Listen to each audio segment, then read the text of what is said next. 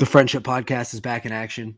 I was told this is episode 399, which means that next episode we should be hanging out with George. He confirmed, texted me today, said Claire said I can do the podcast. I said I'm glad that she gave you your balls back for at least an hour at some point this week. I didn't actually say that, but I hope he does hear that because that was funny. So yeah, hopefully we're hanging out with George on the next podcast, man. He will be down in the Bahamas, checking in, enjoying quite an extensive vacation at this point. He's doing all right. Just popped over to Panama. Now he's popping over to the Bahamas. Wasn't he just in Cabo? After Cabo. But he's on a 2-month vacation. After Scottsdale. So, you know, George, I'm glad we can get an hour from you, buddy. I mean, to be honest, though, to be like one of those dudes in the NFL, and then the season's fucking long, right? Dude, he's played like 14 different golf courses since his last playoff game. But I mean, I would do the same thing, man. If I had the money and I just went through a grueling NFL season, like I had nothing but football to do from basically when did they report? End of like July, late July through you know, playoff team. Dude wasn't free till February. Yeah, I'd probably do nothing for a month, but vacation too. I'd do nothing for multiple months if I could. Well, you already did nothing for multiple months. Yeah, Drake, you've been doing nothing. I mean, like out in Cancun, doing nothing. Dude, what I would give to like be able to go on a month-long vacation with you boys in Cancun. I don't know. Someone's not coming back alive, and that someone is the middle of these three right now. If you're watching. Well, yeah, I'm not even trying to go crazy. Like the boy Ike was talking about the excellence, or Bo was talking about the excellence in somewhere, Punta Cana, maybe. I'm right or not? Punta Cana. Yeah. Dude, I'm trying to go sip margs. Let's just go sit. You a marg guy? That's if you're gonna drink, that's what you like. You know what? Taste a marg, right? Like let's call balls and strikes. If you're not a marg guy, you're a liar or diabetic. I mean, one of the two. Because I think diabetics are huge marg guys. They just gotta watch it. They just gotta smack the insulin afterwards. They need that needle close. Honestly, I prefer I've gotten into tequila a little bit. I'd rather just sip it. Wow. I'd rather just sip the straight tequila or Kevin. Maybe. But you like a margarita though. They're not my favorite, to be honest with you. Fuck. Of course, Kevin's that guy. It makes sense. It's not my favorite, man. Kevin's the guy I said. Stay away from Kevin. Don't hang out with Kevin, right? If you have a good tequila, man, it's just a nice sip. So Lauren and I were back home. You know who loves tequila? Loves tequila? The Rock, Dwayne The Rock Johnson. Your dog Bane. Even better. The legend Bruce Kittle. Oh, he seems like a big tequila guy. Tequila guy. That's his choice. You know, when it comes to alcohols, tequila is one of the only stimulants, not depressant, when it comes to sort of how it works on the system. It also easiest to digest. You will feel the best the next day if you drink nothing but tequila the night before versus those dark alcohols can have had a few whiskey hangovers that hurt. That doesn't surprise me. And I'm sure many of I've heard it makes their clothes fall off. I heard that as well. No, tequila makes your clothes fall. Yeah, tequila makes your clothes fall off. I thought Kevin was talking about whiskey. I was. I'm sure whiskey. Honestly, man, you get 3 of anything in me and the clothes are coming off. Fucking whore. Put it on a t-shirt, man. How about 3 of those Ponch burritos? Kev's got a Poncher? Stop it. Or a Stella's. You piece of We're shit. rocking a Stella tonight, man. I was hoping to see our man Cade in there, but we had the backup crew in. Cade takes it in the butt in the back of the Stella's. Definitely does. I'm thinking Cade he makes a mean burrito back of the Discord too. Well, Cade, for those that don't know and are completely confused, Cade is one of the he current student at the UI. It's Cade, our quarterback. Surprise. It's not. Well, I suppose it could be. Kevin could not fit more burrito in his mouth right now. He looks like one of Alvin's brothers, dude. He looks like someone on the front page of the Hub with the most popular video with as much as he's got in his mouth right now. Cade's one of our loyal.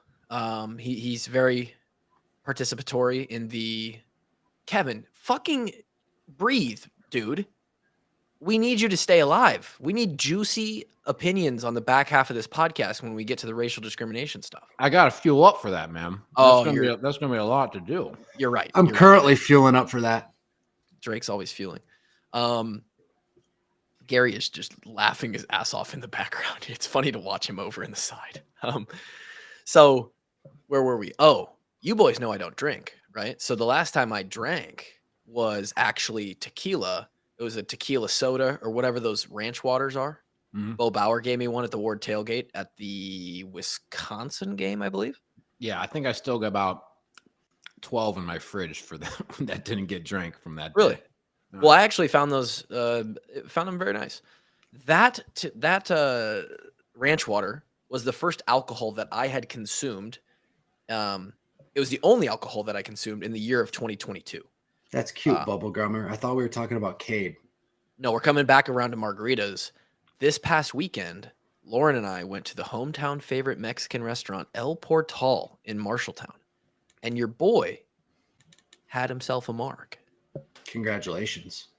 And it was fucking fantastic. They claim. Did Lauren have to drive you home, baby girl? No, Lauren had a marg that was 2.5 times the size that I did. It was actually her first alcohol since having the baby. So we were having ourselves a grand old time. So Lauren was flat hammered. No, she was fine. And those were weak margaritas. She hasn't had a drink in a year. Yeah. I mean, maybe. I mean, they were good. They certainly had tequila in them, but. I don't know if this place was around back when you lived there, but I saw something that there's a place in Marshalltown that won Best Burger in America. Yeah. It's called the Flying Elbow. Have you partaken? Would you recommend a little day trip there? I've never been. It was not around when we were in high school. That is a more recent establishment. I've heard it's good. I have burger in America. Huh? It's quite the claim, right? And I don't know how you can even determine that. Some magazine gave it Best Burger in America. That's all I know. It has to be somewhat good, right? If it's getting that kind of praise. I've heard it's good. I have not tried it yet. I will when I finally frequent the place. I will come back with a review. And maybe we can start our food reviews back up then. Speaking of, Grant owes us a food review on Poncheros. Grant, did you end up going to Ponch or I did go to Ponch. Okay. Yes. No, I went. No, you were right though. The one out in Corville definitely they just give you more. Like it just got a little bit more touch to it. You're definitely right. No, that was a good spot. But no, very appreciated. Queso, great. Double chicken. And fantastic. Oh yeah. Give us a score, 1 to 10. And put score 1 to 10. Rank it in your top 3 burrito spots. My top 3 burrito spots. Or rank your top 3 burrito spots. And if Poncheros doesn't make it, then we know it. I mean, you're wrong. No, you're fired. It's definitely up there. They got solid tortillas, I will say. Yes. Great. They got amazing tortillas, first of all. Yeah. I'd go other notable ones is West Coast brand. If we have any West Coast listeners, it's called Costa Vida. Pretty solid. How are you considering Colorado West Coast, dude? It's in Mountain Time. Well, it's like western to Iowa, which I'm assuming most of this demographic. You would be correct in that. Yeah. So I got a beef with you. Why is that? It's Mountain Time, bro. It is Mountain Time. I don't know. I don't consider it West Coast, but I feel like if you're over by the Mississippi, I feel like some people would consider it West. Maybe it feels kind of West. But I digress. Yeah. But no, Poncheros. If I'm going scale 1 to 10, let's go 8.7. It's a good score. That's a really good score. I thoroughly enjoyed it. I was having the time of my life. I drove straight there after we recorded that. Went to Punch. I was super hungry. Loved it. Now rank it. Where's it on your list? And be honest, if it doesn't make your top 3, it doesn't make your top 3. And I can see And if it you in your have eyes. 3 burrito spots better than an 8.7, then why have you been holding out on us? I feel like and you're Estella's fired probably for has that. to be in there. I've never had an Estella's burrito before. Neither have I. Kevin just finished one. And he's saying it's number 1. It's number 1, and I'm going to be honest, I don't know if it's even close. Wow. Really? I don't know. That's high praise. I'm gonna put it at a 2 not A2. I'm gonna put it at 2. Just because I don't get burritos super This often. guy's eating it like he's in a food eating contest, dude.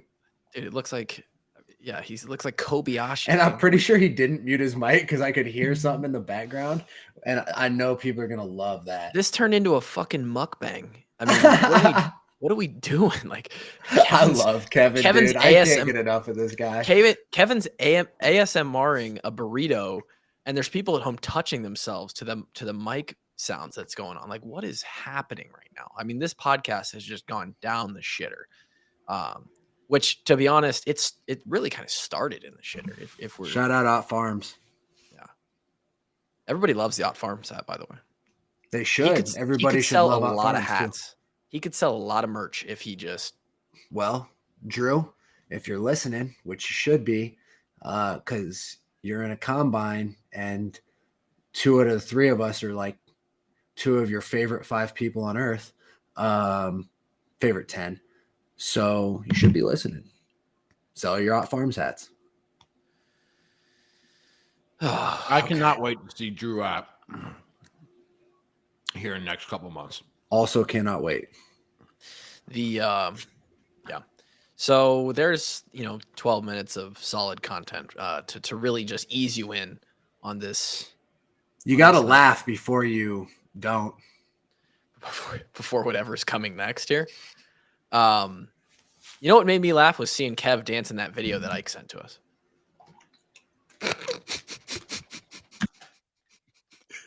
Bro. Nobody knows what video you're talking about. Nobody It's has all any good. idea, but it's funny for us. Disrespectful. Uncalled for. Let's just say this: if they're trying to implement drag shows in your elementary schools, like, you probably should speak up. 'Cause that's getting a little weird. That is getting weird. That needs to stop. The video that we got sent was fucking weird. That needs to stop. Got to stop that, right? Okay. Did we see that the big time Georgia recruit, potential top 5 pick, got arrested? Got to not do that before you get drafted number 1 overall. Jalen Carter is his name, I believe. Yes. Yeah. He's got an arrest warrant out. He's got a warrant For what? For leaving the scene of a fatal car accident. So do you remember the staff Oh, member? yeah. Yeah, that was. Yeah, Jalen Carter right hit after him. the national- Was that the night of the parade that they had? It was like right after the national championship. I don't know. I know that there was a woman, like a student staffer, girl, Mhm. and another player or another coach or another player who died in an accident. And Jalen Carter was driving it. No, he wasn't driving the car. I don't know, bro. He left the scene. He was somehow a part of it, and now is one. There's a warrant out for reckless driving and something else. Sounds like he was the driver. But weren't there 2 other people in the car? Drake's spewing bullshit. He was not the driver of the. I mean, Jesus Christ. Till we find out he was. I mean, who knows? Certainly, probably not, dude. When you're one of those top NFL draft picks, potential, they find it all on you. Not that Shout was out really, Laramie Tunsil. dude. Yeah. 45 minutes before the draft goes live and the smoke show comes out. That's Ended up tough. all right. He's getting paid now. Well, yeah, dude. But it hurt his draft stock that year. A little. Sure did. He went from 1 to not 1. Yeah, his signing bonus got a lot smaller in a matter of minutes. I might be a little worried. I haven't done much wrong in my life, but I'd be worried if I was that they were going to find something. They might have bugged Kevin in his house. We could find something, don't you, Drake? Yeah. Oh, yeah. If Kluver I was think we ever could going to be find some dirt super on Kluver. successful in something, I would immediately be the cause of his downfall. Well, Kevin better be careful because I'm associated with him in a lot of the stuff that happened in the past, especially I don't know what you're talking about. a very formative 5 years of my life were spent basically hip to hip with Kevin. So I don't know what you're talking about. I never met you before All in my of the life. stuff that I'm blackmailing you with was just you. too much YouTube watching. I mean, what the fuck are you gonna find? This guy's been all over the internet, not hanging out with his friends. Fucking crime. Okay. Well, I don't know what else is there anything else that we can insert into this Perjury. podcast? Perjury. You could talk about our friends. Yeah, before we talk about our friends, I was going to try and maybe find one more topic that wasn't something that we prefer not to talk about. Did you guys get your care packages? No. You still haven't?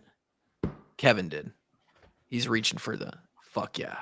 Washington County pork producers. Let's go. So you know I ate them. You know I ate those little pork sticks like as soon as I opened the package. You already ate the pork snacks? All 3 of them are already gone. Dude, they sent little pork sticks, man. Yeah. They sent a meat thermometer, a hat with their logo. Look at that beautiful Washington County pork producer logo. My favorite of the entire care package. And, you know, I really think that this could be content later on. Is we got an apron, bro. Oh, Kevin just took shirt too. Oh, this just turned into OnlyFans. We finally did it. So thank you to the Washington County pork producers. We are now stocked up with the merchandise. We got t-shirts. The t-shirts are 50-50, like beautiful blend, soft as hell. Very comfy. The aprons, I'm going to use that to cook naked in my kitchen and stay away from any grease splatter or hot juices that would come out of the pork that I would be eating. Of course, I'd be cooking pork chops or some bacon or something like that. I will be protected with my pork apron. And then we also got some pork vouchers so that we can go and buy ourselves some of that pork. And I'm very excited to use those. So shout out to the boys. If you would have told me 5 years ago, hey, you're gonna have like this show where like people send you stuff and you just talk about them and then you get like free food or you get all this stuff, I would have told you you're dumb. But here we are. It's 2023 and we're doing it. So, well, you know, Clue, 5 years ago isn't that far away from when we started this podcast now. I realize that. But it was still 6 months out, 7 months out. Yeah. We're getting older. Oh, I'm fully aware that the 5-year anniversary is on. We're on the heel. We're coming up. Should we do something? You would have told me 5 years from then that we were still fucking doing this. I would have been like, you wouldn't have signed up. There's no way. Yeah. Well, here we are. We're still around for some reason. I'm glad we still do it because otherwise, I don't know. I feel like Drake would have just fallen off the edge of the earth. Only would have heard from him like once a year or something like that. I would. Now that we've done this twice a week for 4 years, 5 years, I do feel like when it stops, if it stops, there is going to be a significant hole in my life. You know what you do? More CrossFit? You fill that with that pork stick that the Washington County pork You stick that pork stick right up that hole. Fill all your voids with pork sticks. Find a huge pork chop that you can just, bone in, and you can just jam it right up that hole that's now missing because Drake and Kevin are no longer in my life. Well, I will maybe take that advice when the time comes. For now, I can still see your beautiful faces on the screen. Here you are. So anyway, shout out to the pork. Just walks up behind me, shoots me in my head, and you guys watch my face explode. Which, by the way, there's a video on Twitter going around that will be on next week's DHT of something not too far off from what you just described. So, Thanks. Yeah. Was it the one in the street with the neighbors? The neighbors? The two neighbors feuding? No, it was a different one. Oh, my God. So maybe we have 2 videos to watch. Because the one of the neighbors is crazy. Yeah. Okay. So we've got multiple. I'm already excited for next Tuesday. I'm sure Gary is too. He loves associating with the DHT podcast. Okay. So let's talk about it. I'm not nearly as nervous as the first time we went over all this stuff. I was sweating. No, I'm ready to tell people to eat my nuts. Okay. I was wondering. Drake, you've been telling people that for a long time now. It's not true. Now. I was wondering if you were feeling in a spicy mood tonight, and you might say some stuff that other people wouldn't say. Let's just put it that way. And it does seem like you are in position to do that. I hesitate to talk. I hope Ackerman Marcel go extinct, if you know what I'm saying. Well, fantastic way to start off the conversation. Can't even say I don't co-sign that. I always hesitate to even bring some of this stuff up. I mean, clearly tonight's episode is going to be led by this conversation. As I do this for part of my living now, I would be lying if I said that I didn't feel some... it's certainly not journalistic because, God, that would be way too professional of a way to describe me. But, I run a podcast based on Iowa football. Feels like, this comes up and it's something that we should probably talk about.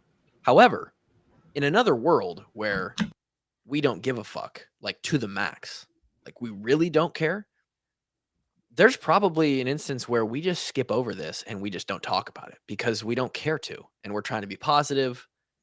We want to keep everything good and lighthearted around here. We want to talk about the good stuff. And there's just no need. Us talking about this doesn't do anything for the situation. It's just us speculating, But here we are. We're going to do just that and speculate on it. Are you guys caught up on what has happened? For the most part, yeah. Drake, would you like me to... I'm pretty sure y'all described it to me all right, whether it be on Dickhead Tuesday or whatever. I feel like I'm decently caught up. Okay, so essentially Sunday, I believe, either Saturday or Sunday this weekend, Coach Wallace was dismissed from the case individually.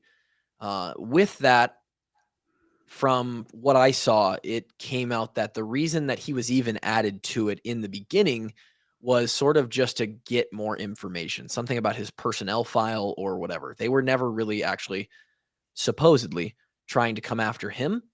They just wanted him as part of the suit so that they could access some of his info or something. I don't know. Nonetheless, in the public opinion of 90% of people who see this kind of stuff and they see Coach Wallace was added to the lawsuit, like that tarnishes a reputation, right? So yeah, I mean, I get why they did it to, like you said, get access to like whatever it is, text messages or something, emails, whatever. You just tossed a good man under the bus and drag his name through the dirt, so you can go fuck yourself. Yeah, I literally hope their families go extinct. The names don't exist anymore. I hope the fucking bloodline ends. Like, those motherfuckers can die and burn in fucking hell. All right. Well, the replay of this one is going to be interesting. Hey, Gary, resident First Amendment expert. Are we good here? Just try and clear us with the. I don't know about that, but that's not the answer. That's not a comforting answer. I don't think Drake threatened or said he was going to do anything. Drake was just kind of talking about what he hoped happened. So it is what it is. I'm hot now, dog. Yeah, well, and that's a whole other thing, right? Because I get, Coach Brian Ferentz, Coach Kirk Ferentz, Coach Chris Doyle, they are the subjects of this, and they were the original. They were everybody was talking about back then. I don't think anybody ever said a peep about Coach Wallace when all this came out. He was clean. He was not a part of the situation, and to have to add him in, right? And I get it. It's probably even from counsel or from their legal people, like, hey, we need to get access to, because they're scrambling to do as much as they can to win their side of the case. Our former teammates, that is. But man, that really that stings a little bit. And it, like Kevin said, like, there's people out there who now think Coach Wallace is some racist dude because they saw he was added to suit, and maybe they see that he'll get dropped from the suit, but just because he's associated with it, his reputation, right? And he's got a long coaching career ahead of him. Yeah, guy has the temperament, the knowledge, and the personality to be an excellent head coach at the 100%. Division I level, Power 5 level. And now he's going to have to answer to that for the rest of his fucking life. Yeah. Okay. So that happened on Sunday. He was by himself in that announcement. Then yesterday came out a tweet from Scott Docterman and multiple other people, but Scott was who I ended up retweeting when I said something about it on Twitter. And it said something along the lines of, you know what, I'll just fucking pull it up because I don't want to dance around the subject here. Let's just find the real shit.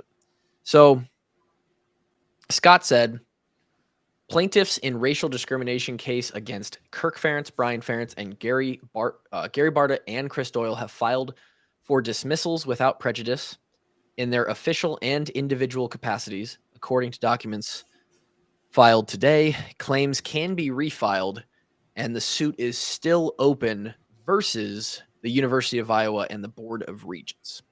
Okay. There's a lot there.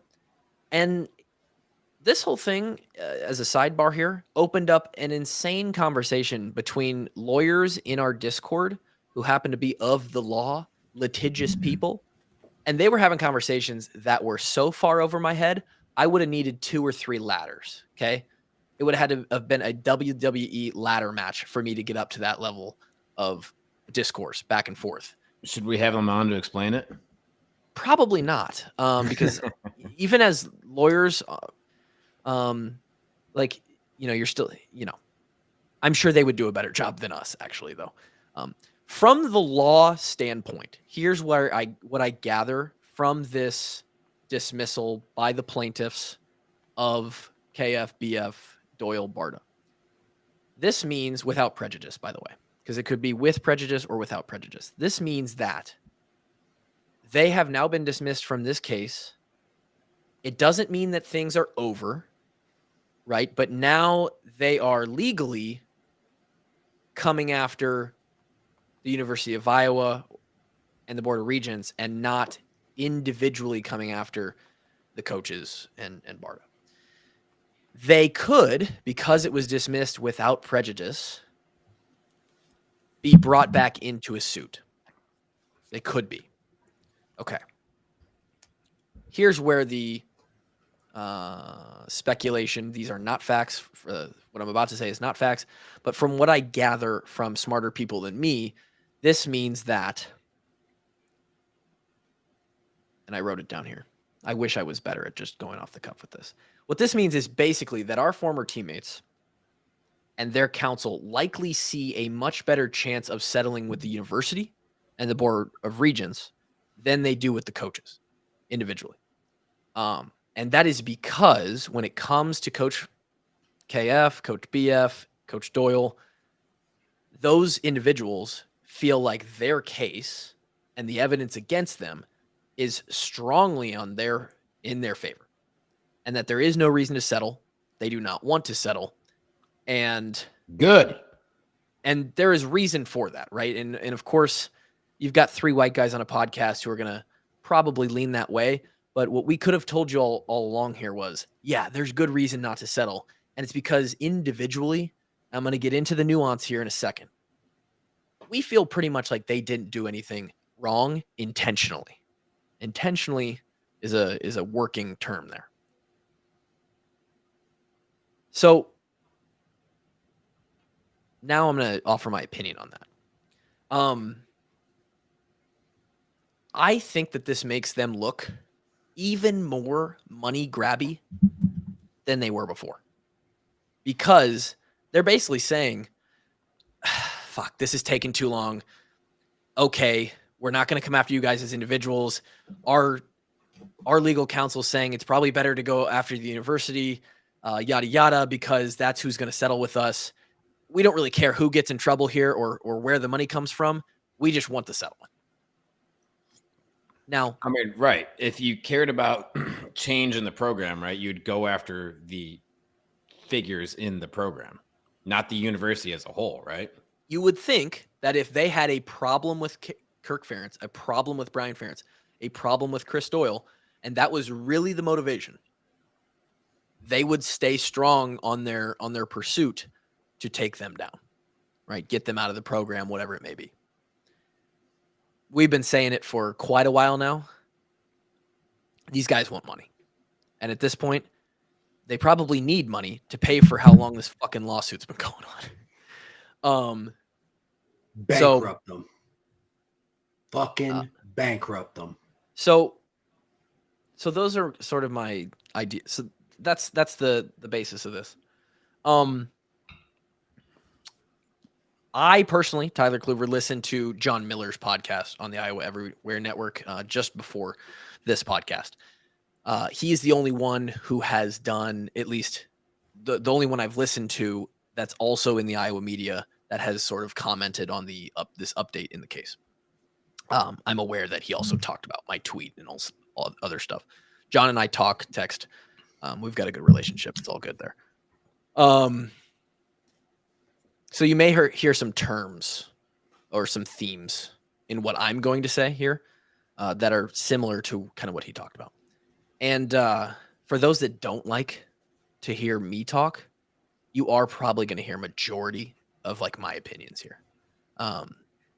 If we let Drake talk for too long, then we're in our. I'm gonna get hot again. I already had to text G-Bone and say, hey, unfortunately, I got carried away there. Gonna have to give you a little bit of work on the bleep job. Definitely have to take one of those sections out because you just, you know. Well, Gary Drake, doesn't even. I'm gonna go ahead and call you out here on a positive note. Drake of years past would not have been like, let's bleep that out. He'd want that in there. And he'd be upset if we did bleep it out. You're right. You're right. That's positive growth, Drake. Congratulations. Hey, and at 28, and at 28 years old, it's nice to see your friends evolve, right? It's good to see change happen. It used to take me like 24 hours to calm down from a rant. Now it takes me like 17 minutes. Yeah, he just needs one. Yeah. Good. Anyway, you're gonna hear a lot of my thoughts here because, again, do you have a prepared statement? I didn't prepare a statement, but I've prepared at least some bullet talking points here. I do want you guys to interject when you have any opinions or thoughts that come to mind. First off, actually, I would throw it to you guys, and this is more general. And this is really asking you guys to sort of open up and be like participatory here, and that's the second time I've used That's asking a lot, man. That's asking. I know, and you guys don't have to if you don't want to. But as individuals, we were part of the situation. Like when the majority of these guys who came out and said stuff were there, and we were there when Coach Doyle was there. I was in the room in the meeting, like at a very personal level. Yeah, watching it all not unfold the way they said it did. We have very relevant personal experiences that relate to the matter at hand. Have you guys, it's almost been 3 years, right? Coming up in June is when this happened. In general, about any of it, have you guys had any deeper thoughts or sort of come to conclusion moments? I know I've occasionally, outside of even the podcast setting, thought about this on a deeper level. If I'm guessing, Drake maybe hasn't. Kevin probably has had it run across his mind several times. My thoughts or sort of the way that I process a lot of what happened has maybe not changed, but it certainly has gotten a little bit more clear in how I see the situation. Sure, I'd agree with that. Yeah. And and that makes sense, right? Because 3 years ago, just think about the environment that everything was happening in, right? This was directly on the heels of the George Floyd incident. Protests across the country for days on end. There were areas and cities where like they kicked out the police or something. I don't know. It was a very crazy time in this country. I mean, right? Grant was 14 years old when this happened, basically. It's crazy times.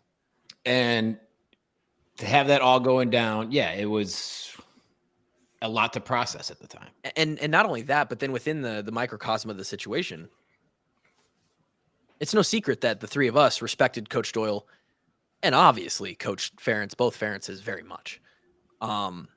There is a bias here on our side of things where, like we've said multiple times, the three of us had great experiences and see this in a specific way that is a perspective that not a lot of people have, other people have.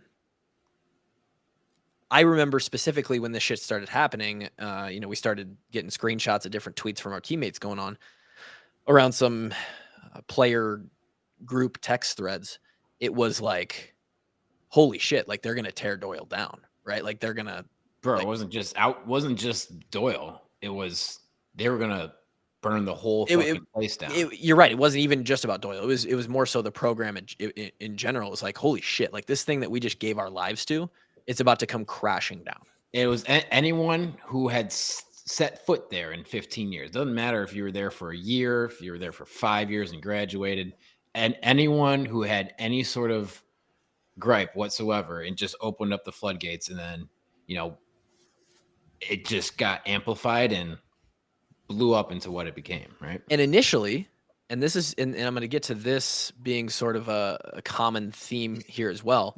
Initially, the reaction, and I admittedly had the same reaction, is, okay, you got to choose a side because it's one side or the other, right? And that's not how this works. There is nuance, there is middle ground. But initially, the gut reaction for me was like, this is bullshit. This is fucked up. Why are people lying blatantly? Why is this happening?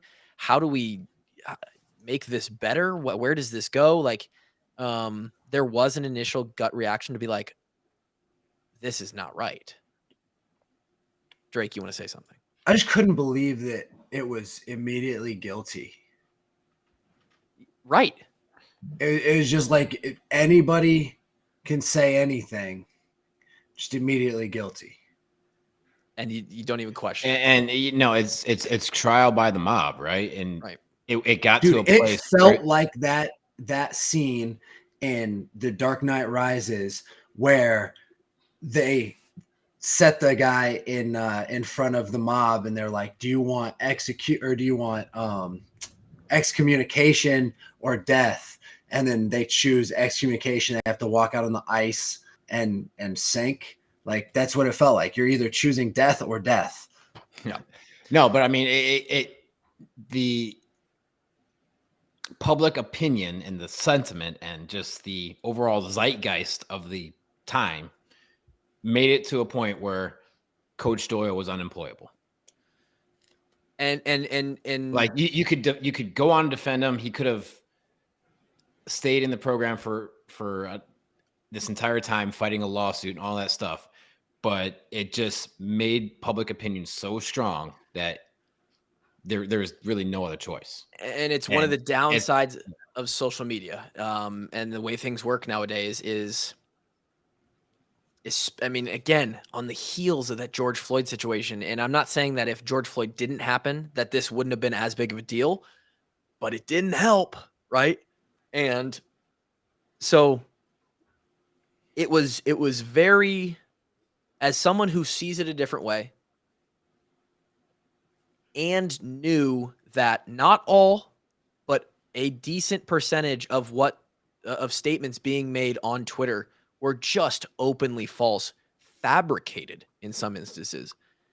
And then we're from our stance, like, we're just three white dudes, and it's not just us, right?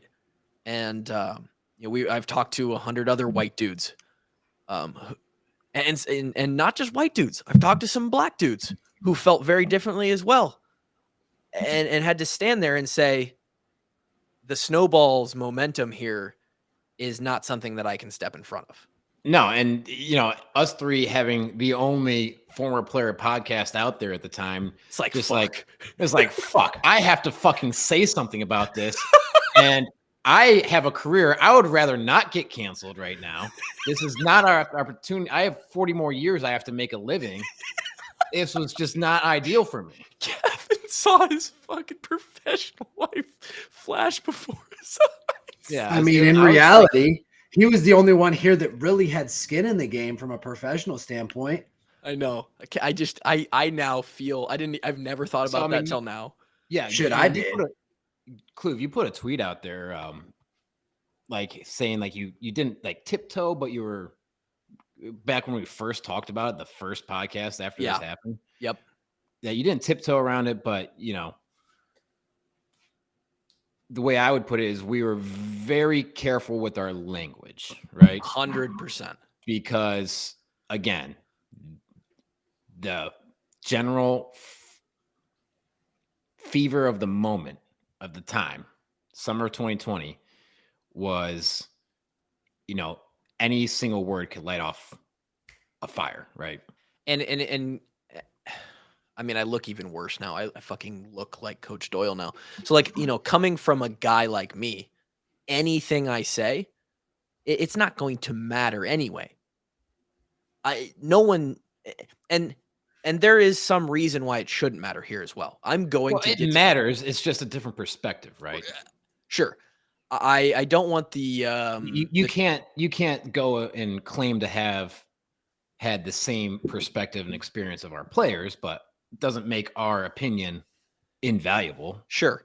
Or sorry, not valuable. What I was getting at was, I do want the listener, as we're 42 minutes deep into this podcast, to stick with us here, because obviously we're more to one side of this.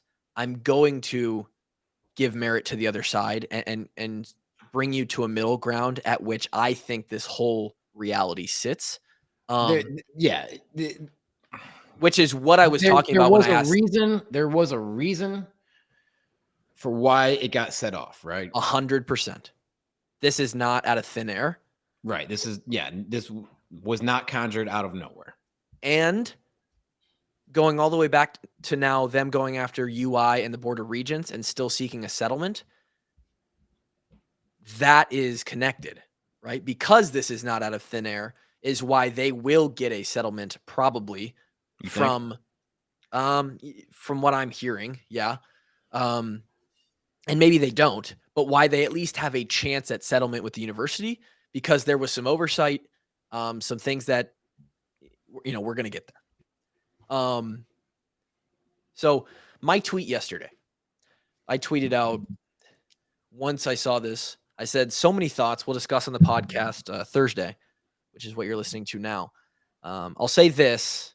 I wish I wasn't so soft back in 2020 and overcautious of being auto-canceled for any support of Coach Doyle. I knew most of what happened, and when I say most of what happened, I mean what was being said that happened from our teammates, especially this lawsuit, which is really the heart of this thing, was bullshit from the jump. Let me explain a little bit, because Twitter's not great for detail. When I say overly cautious of being auto-canceled, that kind of speaks to what Kevin and I just talked about. I could have just, anything I would have said that mentioned any of these coaches back then, if it was at all supportive or positive, the way social media works, I'm automatically on their side. I'm for them. I believe them. Canceled, right? Yeah, I mean, there's a great book out there that I'd encourage everyone to read. It's called Coddling of the American Mind. And it talks about, there's a chapter in there, how not only are the people accused can get the public thrashing, but if anyone comes to their defense, they are automatically getting. Yeah. And I'll be honest, it was the summer of 2020. Like Kevin said, we've been doing this almost 5 years now. So at this point in the podcast life, the episode that we did, and I encourage everybody to listen not next week, but the week after. I am going to rebroadcast 123 and 125, which is our initial reaction to the Doyle's racism situation.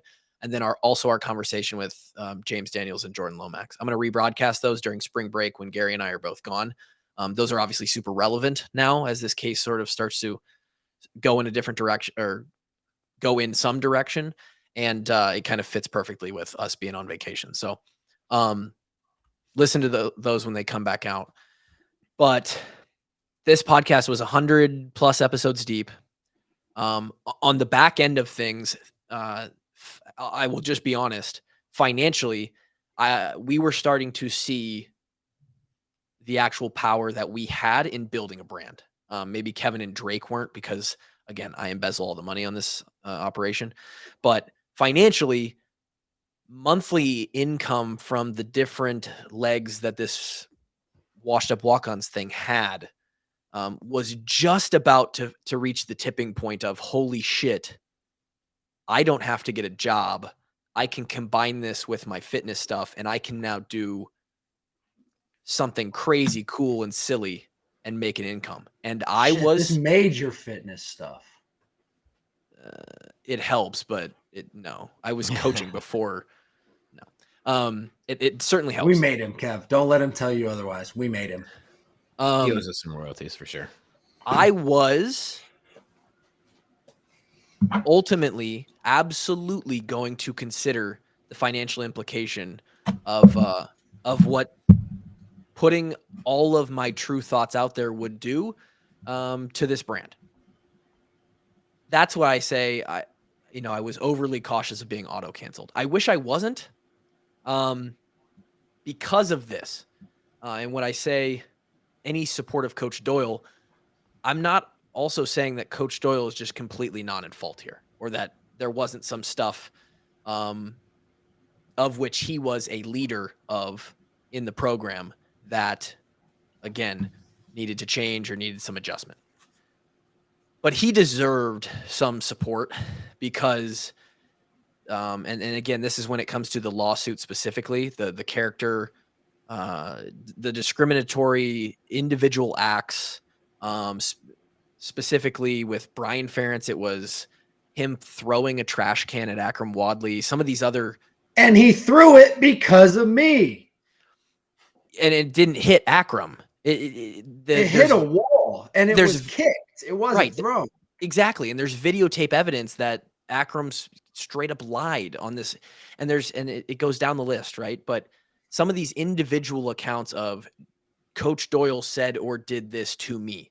Coach Brian said or did this to me. That was the stuff that really dug at me as a former guy. And here's where, and now I'm going to take it back to sort of that public opinion thing. Here's where stuff sort of starts to get lost in the weeds. And I'm going to try to explain it to you guys best I can so that you kind of understand what I'm trying to get across here.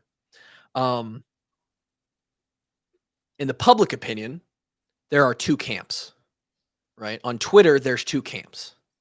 There's guilty and not guilty. There's racist and clean. There is no middle ground. It's very similar to the political shit that goes on or whatever you want to. It's right or left. It's Democrat, it's Republican. There just is no fun or newsworthy stuff for somebody being in the middle or the reality of a situation being somewhere in the middle, which I strongly believe is the case when it comes to this whole racial thing. So relative to this, it's either you're in the camp of you saw all this come out and automatically the Ferentzes and Doyle and anybody else associated with it that their name comes up, they're racists. Those players are telling the truth. Everything they said happened. Fuck those guys. Unbelievable that they were hiding this, yada, yada, yada. Or, and there's definitely I've seen this and got a lot of DMs from this side as well. These guys are liars. They've got sour grapes. They had bad experiences. They didn't get playing time, so they're salty, all this stuff. those coaches are clean. These guys are pussies. They're whiners. Okay. There's maybe a little bit of merit here, maybe a little bit of merit there. Again, I think this meshes somewhere in the middle. Now, in reality, here's what I see as the actual scenarios here. You have one, you have the other, but then you have this middle ground where those guys aren't actually racist. They're not the devil like they've been made out to be. They didn't individually discriminate against these guys, but, and here's where, and why I asked Kevin and Drake for their maybe updated thoughts after 3 years. They did lead a program through a period of time with not only these 7 or 8 players in the lawsuit, but another 50 or so that came out on Twitter, where there was some behavior expectation, some ways of operation within the complex, some rules, some stuff that we just did on a daily basis that in hindsight, and I've said this before, but never in this much detail, were probably, or in some cases, absolutely, a little more biased to the white guys, right? Elaborate. So, there was some complaints about hairstyles and music and earrings, right? And I'm not saying that this is just, it goes a little bit deeper than that, but these are examples. You recruit a kid from Marshalltown, Iowa, who is white and 5'10" and long snaps. I've been brought up in a family and in a culture where we didn't wear earrings, and I don't have dreadlocks, or I don't even I barely listen to any music, let alone rap music or music that may be from a inner city more style, or I'm racist just saying this stuff. I feel that way. Rap music that's by Black artists, yada yada yada. Right? Maybe I'm a little bit more prone to listen to some Jason Aldean, right? My mom liked Toby Keith growing up. My dad, when I was growing up, said that if I ever got my ears pierced, he'd fucking kill me. Okay? So did mine, but then he let me pierce my ears. So when I go to Iowa versus, and there is no right or wrong in these individual scenarios. There's no right or wrong hairstyle. There's no right or wrong getting your ears pierced. There's no right or wrong music. When I go off to Iowa and we're playing country music that is more probably listened to in rural Iowa than in inner city Chicago, and I'm not wearing earrings, and I don't have dreadlocks or a do-rag, or, I'm wearing a tank top in the complex, the way I dress, certain stuff, it's non-existent for me to have to adjust to some of those rules of dress code and certain things. It is a huge factor in some of our former African-American teammates, where their way of life that they've grown up with and what they know and who they are, and this actually goes all the way back to the James Daniels original tweet, and then Amani Hooker who jumped in on that. And they're describing of how they would walk through the complex and just feel like they could not be themselves. After a while, I understood that. I finally got that through my brain, like, okay, that actually makes a lot of sense. And it took a while because, again, the initial reaction of like, I need to choose a side here. And then it also took a while because I just didn't experience that. Things like that. And there's a longer list, right? There's a longer list than just those 3. Some more serious, some not. We're all unintentionally racially insensitive, but not racist, in my opinion. I'll say that now. I don't think that was intentionally put in place because Coach Doyle didn't like black guys and he didn't like them wearing their earrings. I just think that's what Coach Doyle knew, right? That's what the Ferentzes knew. That's who a lot of those. So some of our rules. Deion Sanders knows too. Well, and that's where Yeah, that was my next thing. And just reconcile that with Deion Sanders comes out, puts it on Twitter for everyone's like, no hats, no earrings, team gear in the building. We're going to look the same. I get it. And that's something that I would love to ask some of our former teammates where, if Coach Doyle says it, it's, hey, you're not being sensitive to where I come from. And if Coach Deion says it, now it's just discipline. I don't have the answer for that. Which is, again, why honestly I feel like a lot of the stuff that was said was bullshit in the beginning. No, I totally get what you said, and I understand what our teammates felt too. But again, like you said, I don't think it was definitely not designed correct to kind of put them in a box, right? And that's and it does. It was for the same motives that Deion comes out and 100%, Twitter, right? 100%. And that's where we're gonna look like professionals, act like professionals, and we're gonna look like a team. Yes. Now that's where the nuance comes in here. Well, yeah, when it's coming from a 65-year-old white man, and yeah, a guy who grew up in Boston, and yeah, right, and this is where the thoughts and feelings of our former teammates still matter, absolutely matter. If they felt like it was racially insensitive, then it was racially insensitive. Like, you can't tell them that they're wrong. But intent matters, right?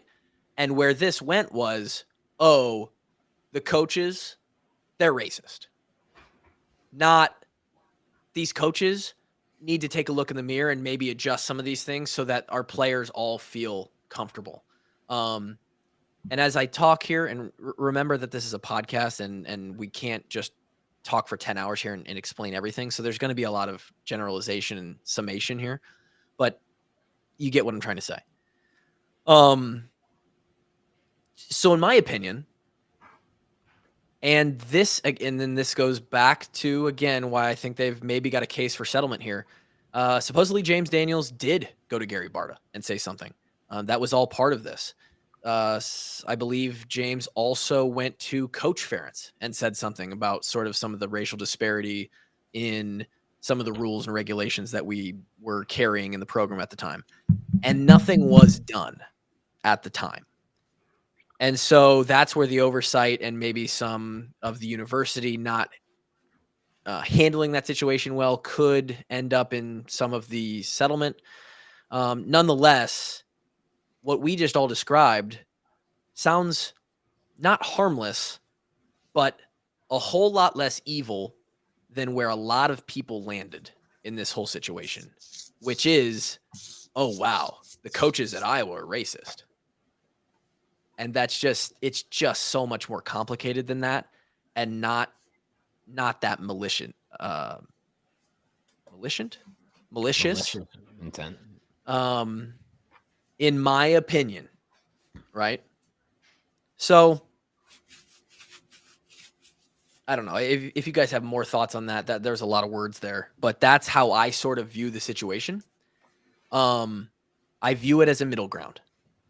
The correct course of action, in my opinion, my mind, would have been to make it a very serious matter, get everybody involved that needed to be, and then make the changes that they've made in the program, or at least they've said they've made and players have talked about has been made, without the need to fire Coach Doyle. And again, me personally, I don't give a fuck. Coach Doyle has millions. His life is fine, although it did get ruined. He's going to be just fine. Him being fired or employed doesn't affect me. But in my opinion, he didn't need to be fired. He needed to look in the mirror and probably sit down with some of his guys and probably sit down with some of the leaders on the team and say, hey, there's some gripes here. There's definitely some problems that some of y'all are feeling. How do we make this program a little bit more for everybody? But because of Twitter and the way that snowballs roll, it's over. Kevin said it. He's immediately unhireable, unemployable. He's racist. And when this thing picked up steam, there absolutely had to be someone who fell on the sword. A head had to fall, or public opinion, the university's reputation wasn't going to be good enough. And I believe that Coach Doyle was that person. I just don't think he's any more liable than KF or BF or any of the other coaches on the staff at the time were for the ways of our program at the time. He was a leader of the off-season program and the strength conditioning program and was very important in our culture, but he wasn't the only one that had a say on our culture.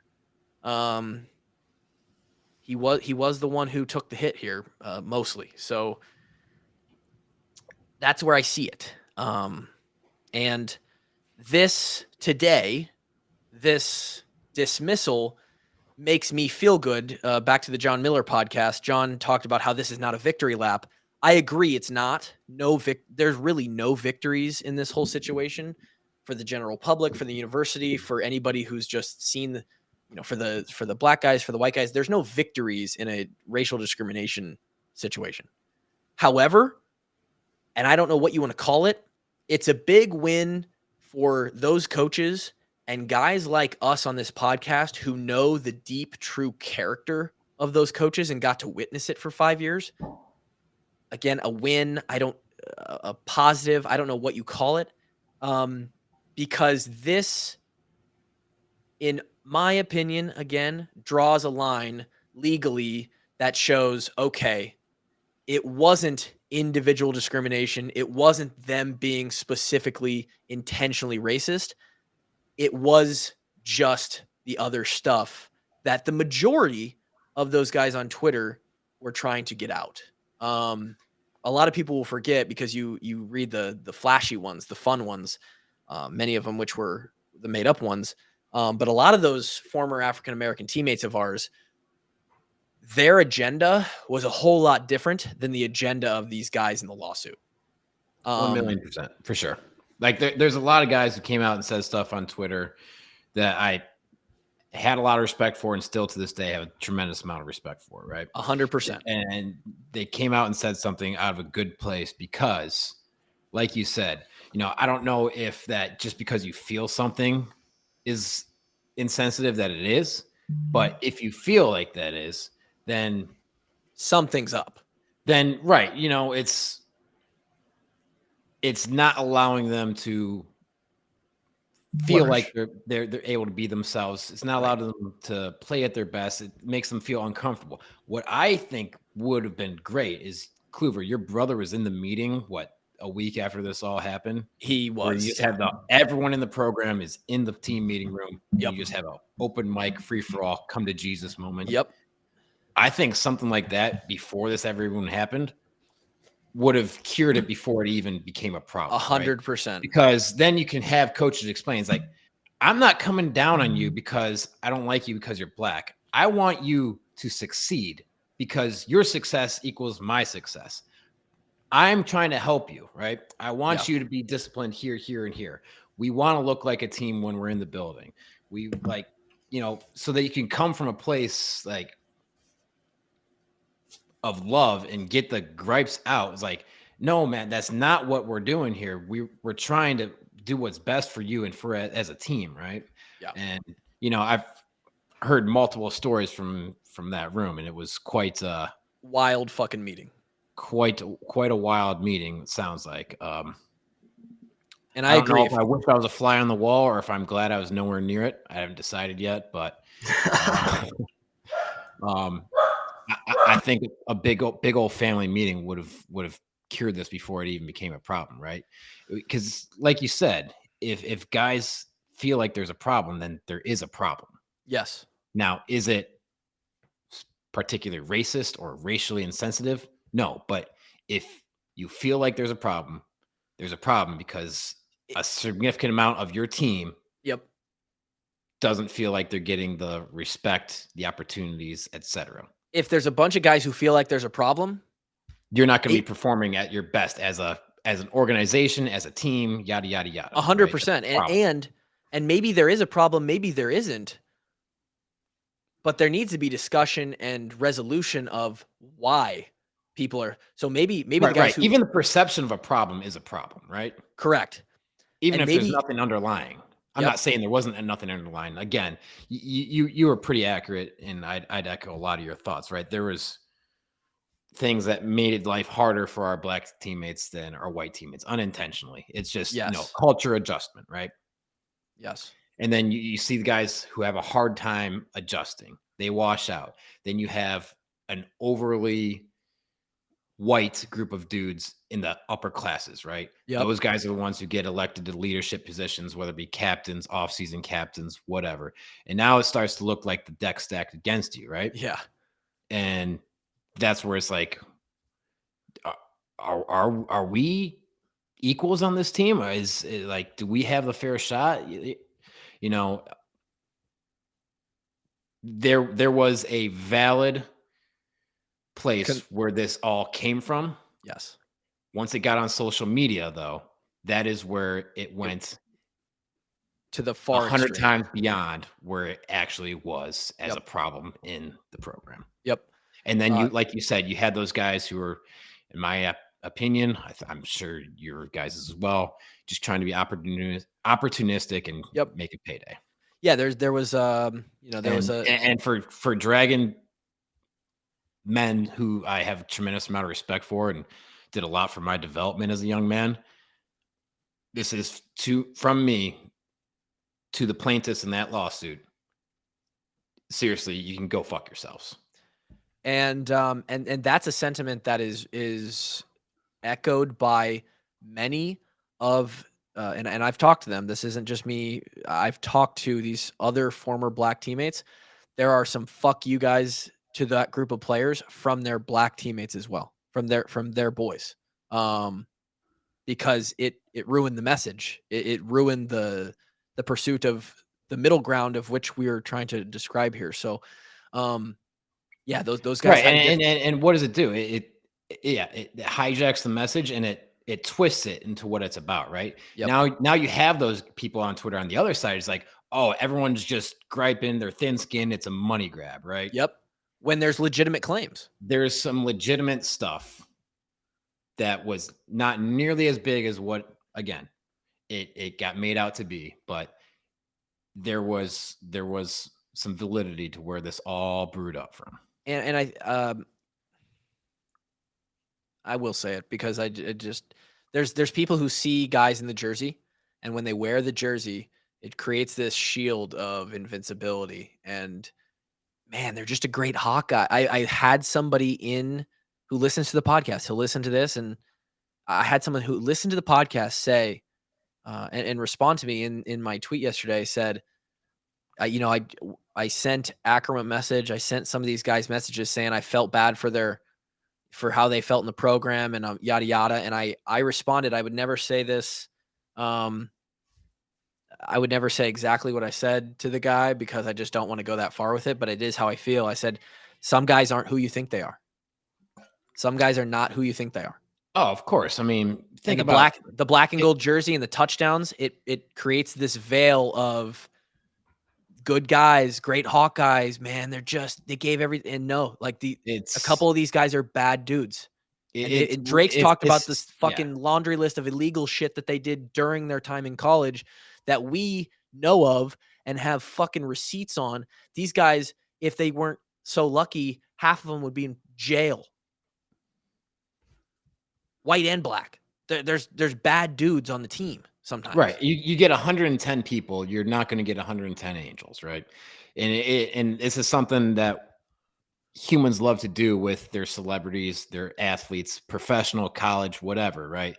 There's a lot of bad people in the world. Yeah. And just because you see them excelling at a very high level athletically on the movie screen as a politician doesn't necessarily mean they're a good person, right? No.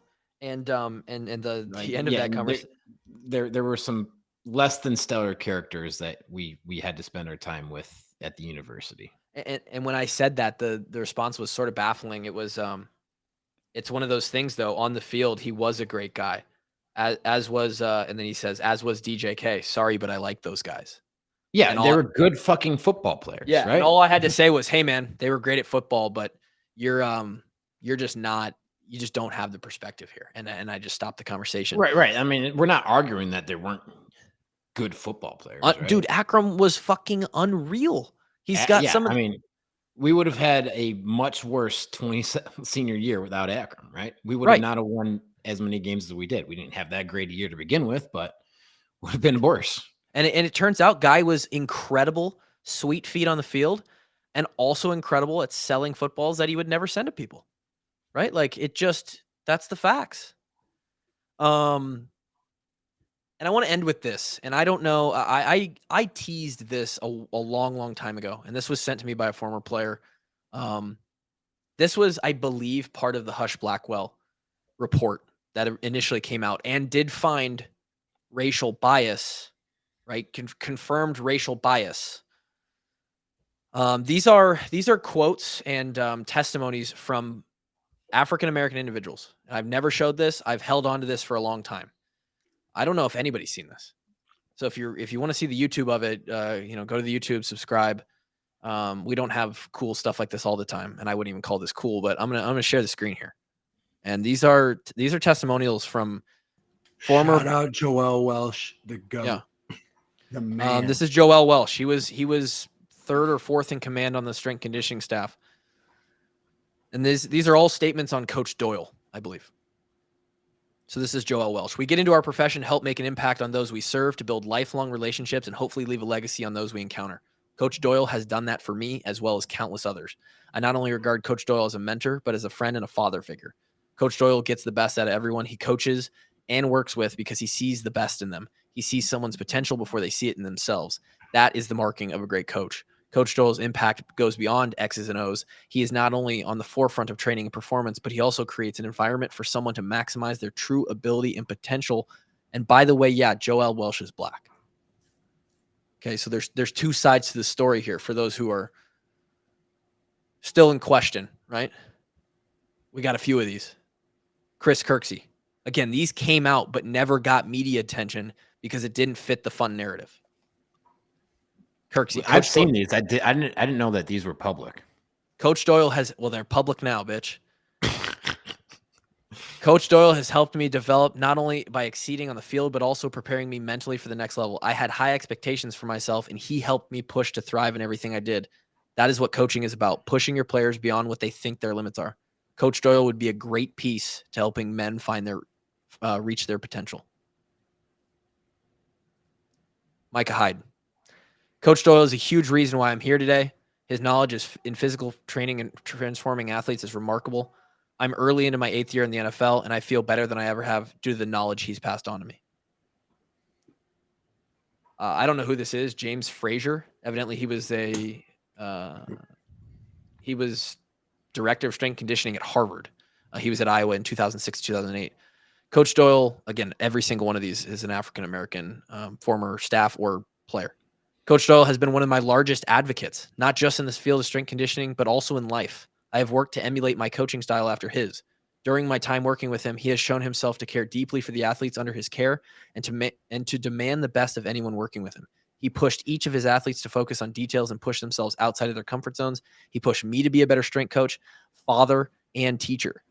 His ability to get the most out of players and staff are evident in their success, in the success of his former players and assistants have achieved after working with Coach Doyle. His impact and ability to love, serve, and care are second to none. Not my words. Big E. Shout out. There's a bevy of collegiate All-Americans, NFL starters, and all-pro players who will speak to the massive leaps in strength and performance they made under Chris Doyle's guidance. I, too, immediately knew Coach Doyle was a master of his craft as soon as I got to Iowa. Although I never played it down to professional football, I still use many of the principles I learned from Coach Doyle as a professional wrestler. However, what's not talked about enough is the connection Chris makes with his student athletes. By the way, I'm erect reading these. Chris regularly went out of his way to cheer me up or check in with me when I was struggling with the mental toll of multiple ACL rehabs. Even when my playing days were over, he made a point to make me feel like I was a valued Like I was valued as a human. And for that, I'll be forever grateful. Here's a big one. Ray Braithwaite. Second in command. Now first in command. I have witnessed first. Great guy. Fucking love Ray. I have witnessed firsthand Chris Doyle be an agent of change in the lives on young people over the last 16 years. He coaches people to what they could be, not to what they are now. He exposes individuals to a higher standard. God, that's so important in this. That fucking statement right there is so important in this. He exposes it's a good statement too. He exposes individuals to a higher standard and then holds them on that standard moving forward. At the same time, he understands that even though the athletes he works with come from different backgrounds, they all have the same potential for vast improvement mentally as well as physically, and they must leave their comfort zones to get there. Fucking comfort zones. A lot of our teammates wouldn't know about that. His unique ability to take complex concepts and make them simple enough for athletes to understand is second to none. He educates athletes to realize that champions are created and formed by decisions made when no one is watching. He has motivated the people he works with to become better versions of themselves. He is a leader, a man of integrity, humility, and ambition that understands that teams can go far only if they go together. On a personal level, Chris Doyle set an example for me as a husband and as a father. God, that's a little deja vu. I think we've heard that in the past couple statements. Being around him has made me a better person, which has also made me a better coach. He is someone I would want in my life, even if the sport of football did not bring us together. That's your current head strength and conditioning coach at the University of Iowa. Huge shout out to Coach Braithwaite, Coach Ray. Hitch.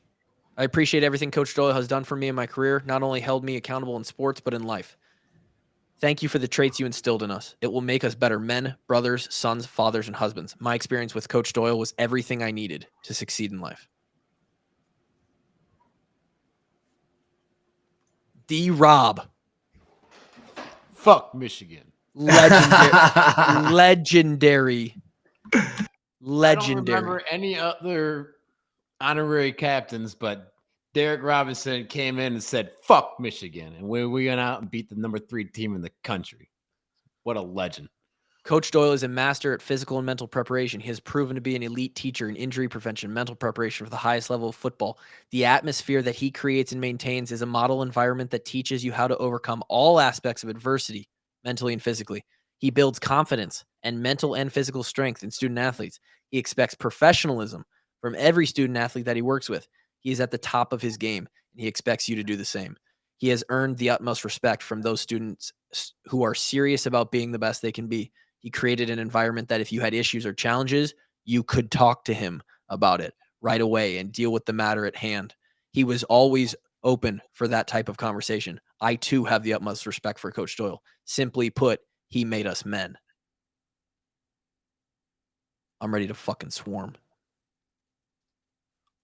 Desmond. Coach Doyle develops you into the best athlete you can be physically and mentally. That's why we're so special to our program. These were all garnered, probably not the right word, gathered at the time, right? This was part of the report. Finally, T-Daddy. As much as Coach Doyle wants you to be the best version of yourself physically, he wants you to get to the point where you will be a great man. You will be a great husband and father. T-Daddy Wirfs.